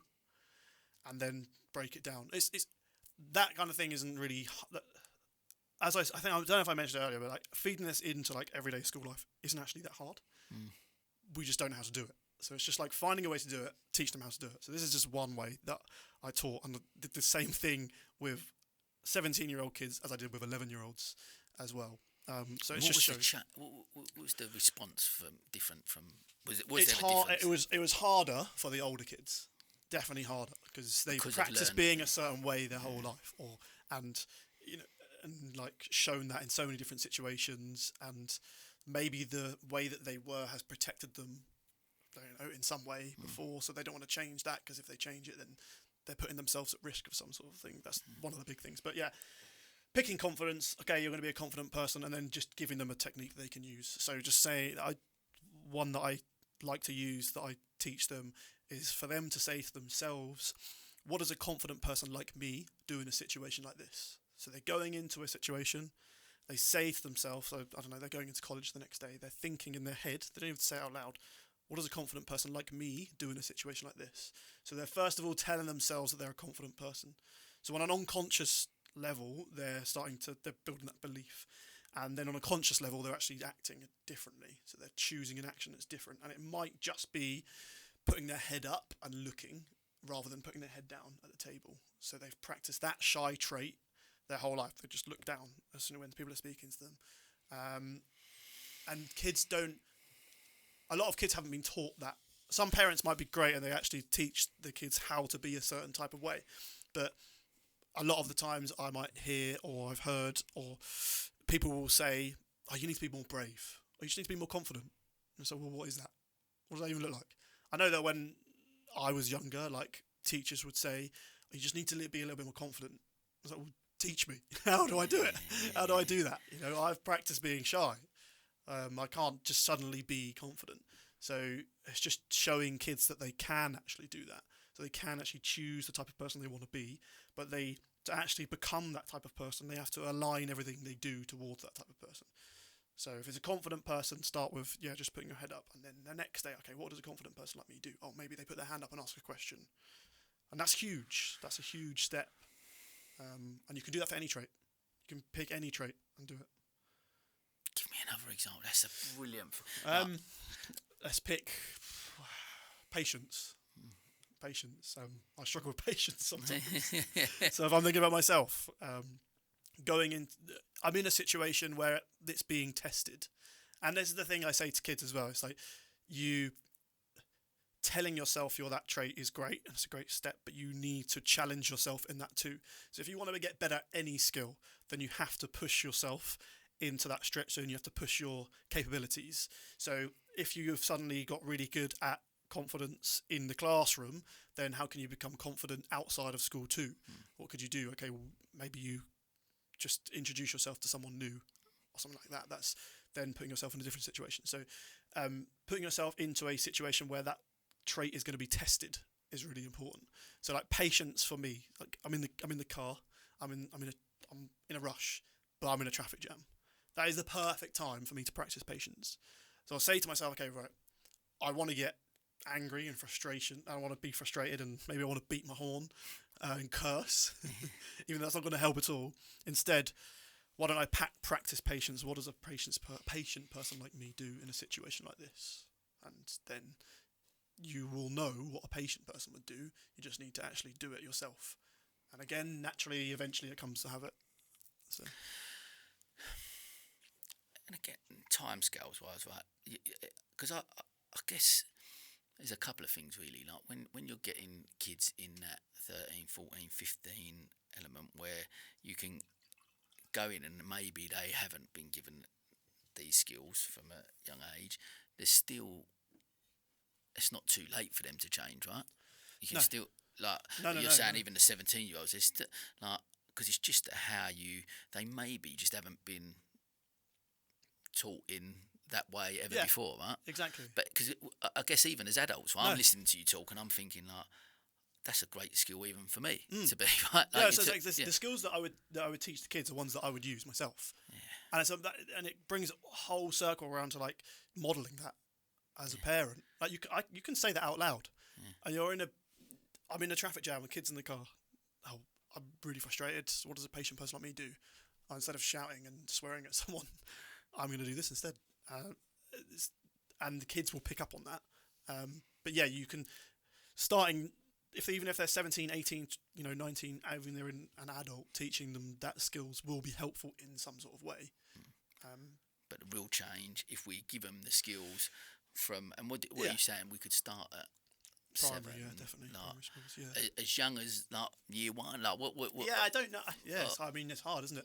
I don't know. Sitting down with other people because there's loads of other people obviously speaking the same conversations, having the same conversations, probably have loads of other techniques as well. Sitting down with all those people and creating something for 7, 6 years old up. Something they can start in infant school if they go to infants, year 2 and then up. But obviously, like the language around it, the way that they learn it will be different, but the concepts will be the same. The concepts will be the same because the concepts are the same when you're an adult. Yeah, this is what I'm hearing, right, loud and clear from you. I think that the stuff that you're talking to me about, that you're going, I'm going to go in and I'm going to teach kids. I'm like, I could learn from that. I could be better. Like there's some of the things that maybe I actually do that. I resonate with that. Yeah, I do that to make myself feel better. What you mentioned about about exercise for mental health, them type of things. I do that on a daily basis because that helps with my mental health. Right? Yes, yeah. So I do some of those things, but there's other bits that you're talking. Actually, if I just talk to myself in that way, so even like that's what's so, mate. And I guess because ultimately, like you said, as adults, we don't just stop learning and growing and pushing ourselves into our stretch zone and do, because we want the most out of life. So actually, what you're talking about from an education point of view is we're creating a new generation of kids that have got all these skills and tools to be able to continue on this path of life, to become the best versions of themselves and get the most out of life. Exactly, yeah, and not be held back by anything. Because kids are held back by lots of things, and it does come round to that emotional intelligence massively, but the way that the skills that they are taught or not taught, and not having that kind of that skill, that tool in their toolbox. Let's say that technique in their toolbox that they can then use as an adult.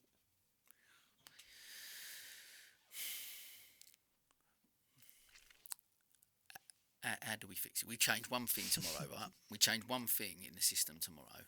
We leave this podcast room and we go out. I'm going to go, mate. I'm going into Salt Dean Primary tomorrow.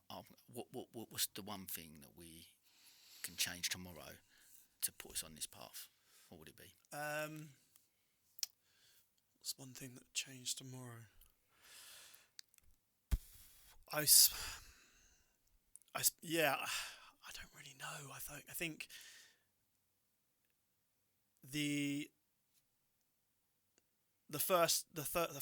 if we can, and if schools are on board, then it is the priority that emotional resilience, emotional intelligence, emotional tolerance is within that school.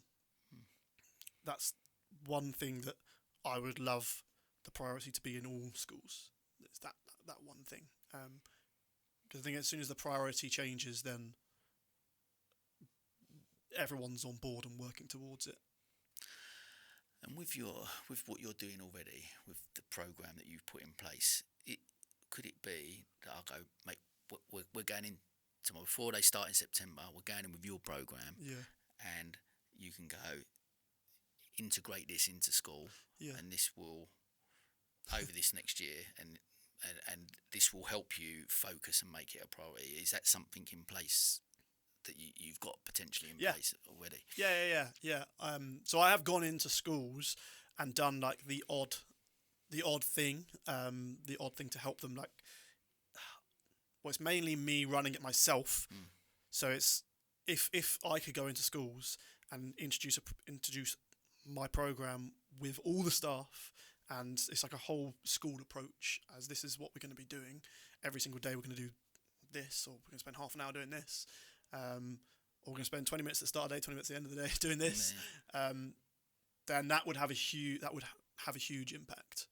And I don't think it would just have a huge impact on the kids emotionally. I think it would have a huge impact on them socially, academically as well, because they'll be able to use those tools for all of the areas in their life, rather than like just the academic, just the emotional stuff. It feeds into everything. And I guess I'm playing out in my head the role of going, the barriers for that is, as you mentioned earlier, about the schools will go, this looks great and we'd love to get on board with this, we just haven't got the time because of X, Y and Z, the other external factors. But what do we do to make it a priority? I guess this is where I'm what do I, like, from my point of view, because I am all in, right? 100% of what you're doing, I really, really believe, because we share our missions, right? And you've got a clear vision. I've got a really clear mission and a vision.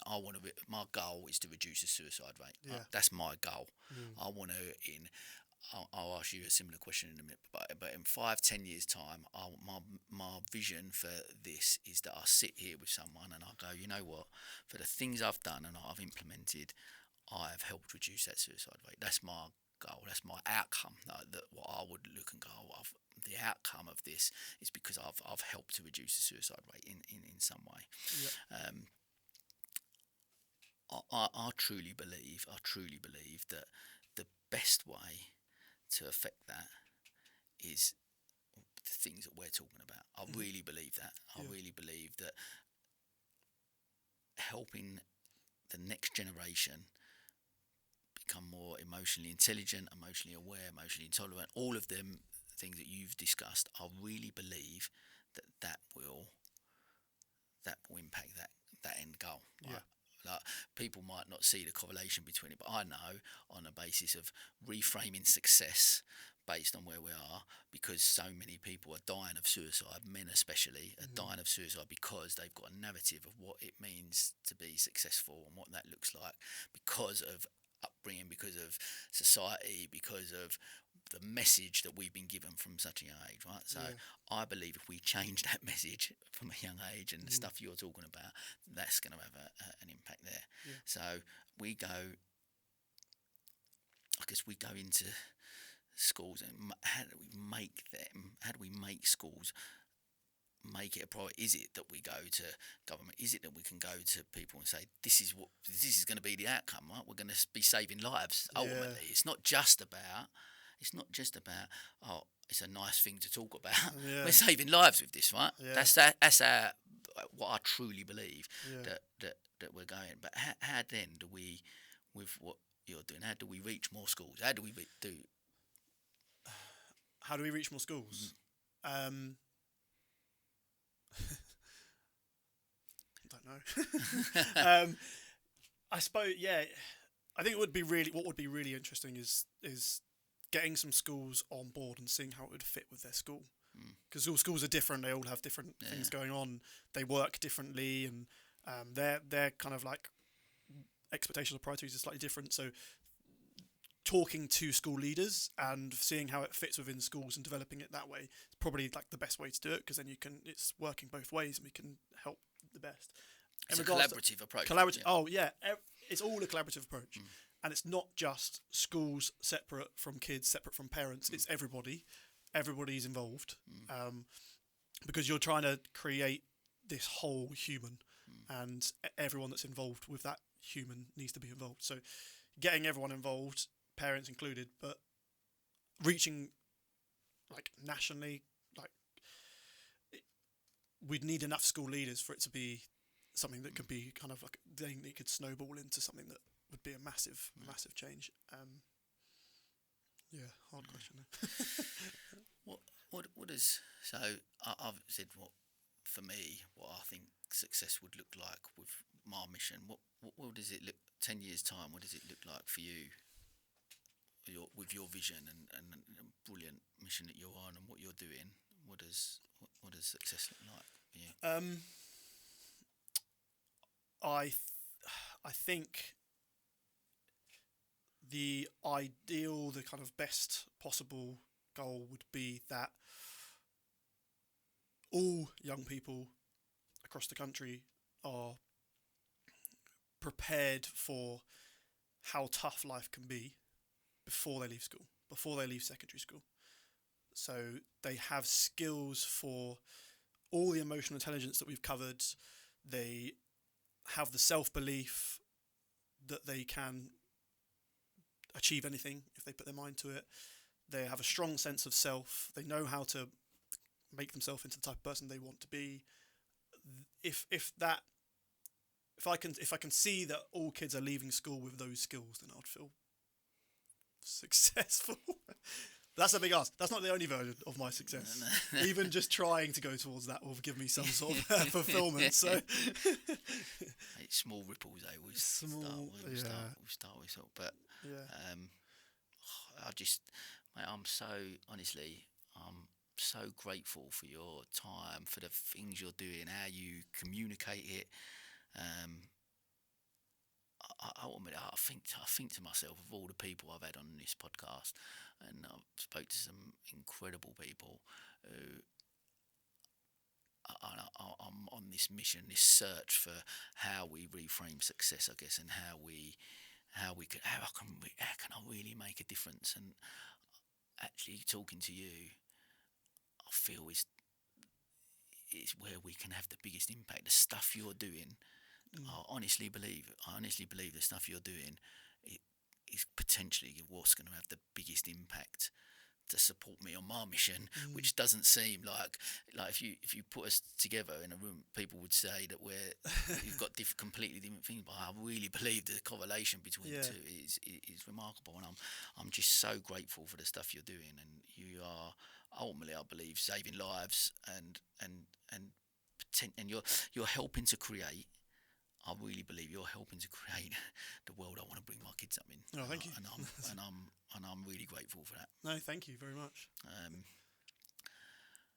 I guess before we will finish with our tradition, but I want to just, if you could leave a message just to share with, I guess, with parents, with teachers, anyone listening to get on board. I guess a call out to people who've listened to this conversation to the end, and they've gone, right, okay, I'm on board, as I was when I first spoke to you. Okay, I'm on board with what Max is trying to do. I'm on board with it. What I want to help to create this healthier, happier generation. What message would you want to leave? I would probably just start with for the person who's listening, what's important to you, what's really important to you, and if you've got kids, what's really important to you in regards to them.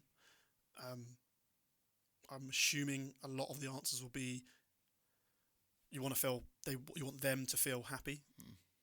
You want them to feel like they can cope with life, and then to try and think about how they can best prepare them for that. And just keep modelling those behaviours that you want to see in the younger generation and sharing that same message. Mate, we have a closing tradition on this podcast. So these are my storytelling cards that we use at our top table events, and these are all based around my 5 pillars. So it's not my magic trick, but choose a card, any card, pass it back to me, and I shall read it out. Okay. How do you reconnect with the now when your mind spirals into the future? Ooh. How do you reconnect with the now when your mind spirals into the future? How do I personally? This is actually a pretty good one, because since leaving teaching, I've been doing my own sort of thing. It's difficult not to focus on the future. And I think focusing on the future is important in small bites. So does it say how do you? What do I do? How do you reconnect with the now when your mind spirals into the future? So remembering to be present, practicing strategies for feeling my feelings, doing the things that I enjoy, and spending time with the people that I love, I suppose is probably what I would do to bring myself back to the present and remind myself of what is truly important in life. Mate, thank you for a wonderful conversation. Thank you very much. Thank you for having me. It's been as amazing as I knew it would be. So I'm really grateful, and I look forward to a lot more that I'm sure we're going to do together. So for sure. Thank you very much. Thank you very much. Thanks for having me. And that, as they say, is a wrap.